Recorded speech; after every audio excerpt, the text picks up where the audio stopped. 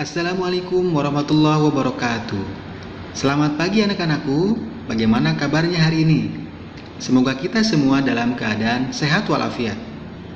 Alhamdulillah hari ini kita bisa bertemu kembali dalam pelajaran PPKN.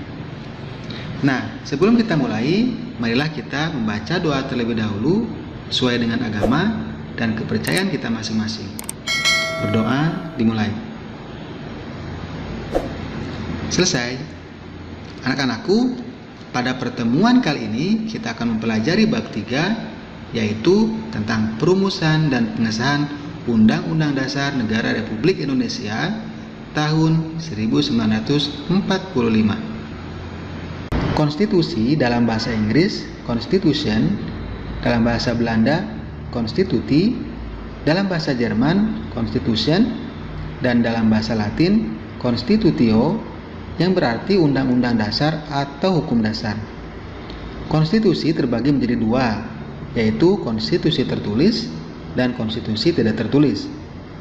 Konstitusi tertulis adalah aturan-aturan pokok dasar negara, bangunan negara, dan tata negara yang mengatur perikehidupan satu bangsa di dalam persekutuan hukum negara.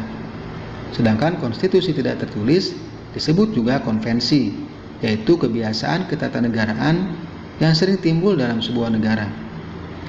Konstitusi adalah hukum dasar yang dijadikan pegangan dalam penyelenggaraan pemerintahan negara. Konstitusi tidak ditetapkan oleh lembaga legislatif biasa, tetapi oleh badan khusus dan lebih tinggi kedudukannya. Pada tanggal 14 Juli 1945, BPUPKI mengadakan sidang dengan agenda pembicaraan tentang pernyataan kemerdekaan. Pada sidang tanggal 15 Juli 1945 dilanjutkan dengan acara pembahasan rancangan Undang-Undang Dasar.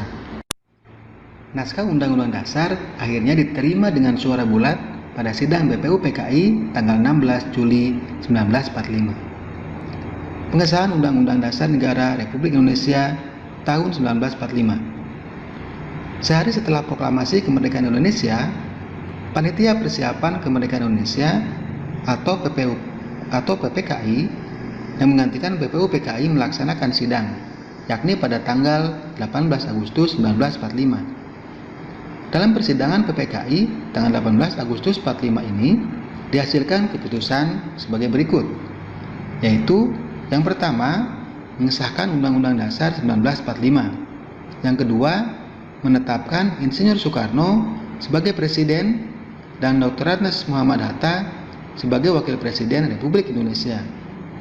Lalu yang ketiga, membentuk Komite Nasional Indonesia Pusat. Arti penting Undang-Undang Dasar Negara Republik Indonesia tahun 45 bagi bangsa dan negara Indonesia. Undang-Undang Dasar Negara Republik Indonesia tahun 45 berisi aturan dasar kehidupan bernegara di Indonesia. Kedudukannya sebagai hukum yang paling tinggi dan fundamental sifatnya karena merupakan sumber legitimasi atau landasan bentuk-bentuk peraturan perundang-undangan di bawahnya. Sesuai dengan prinsip hukum yang berlaku universal, maka semua peraturan perundang-undangan yang berlaku di Indonesia tidak boleh bertentangan dan harus berpedoman pada Undang-Undang Dasar Negara Republik Indonesia tahun 1945. Peran tokoh perumus Undang-Undang Dasar 1945.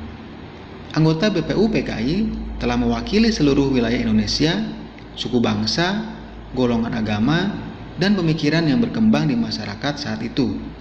Ada dua paham utama yang dimiliki pendiri negara dalam sidang BPUPKI, yaitu nasionalisme dan agama.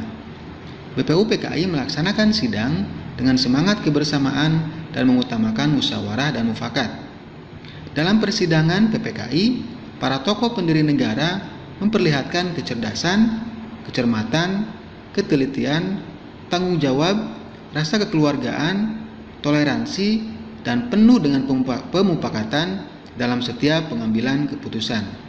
Sikap patriotisme dan rasa kebangsaan antara lain dapat diketahui dalam pandangan dan pemikiran mereka yang tidak mau berkompromi dengan penjajahan dan bangga sebagai bangsa yang baru merdeka. Demikianlah anak-anakku pembelajaran kita tentang perumusan dan pengesahan Undang-Undang Dasar Negara Republik Indonesia tahun 1945. Semoga kita semua dapat memahaminya dengan baik. Terima kasih atas perhatiannya.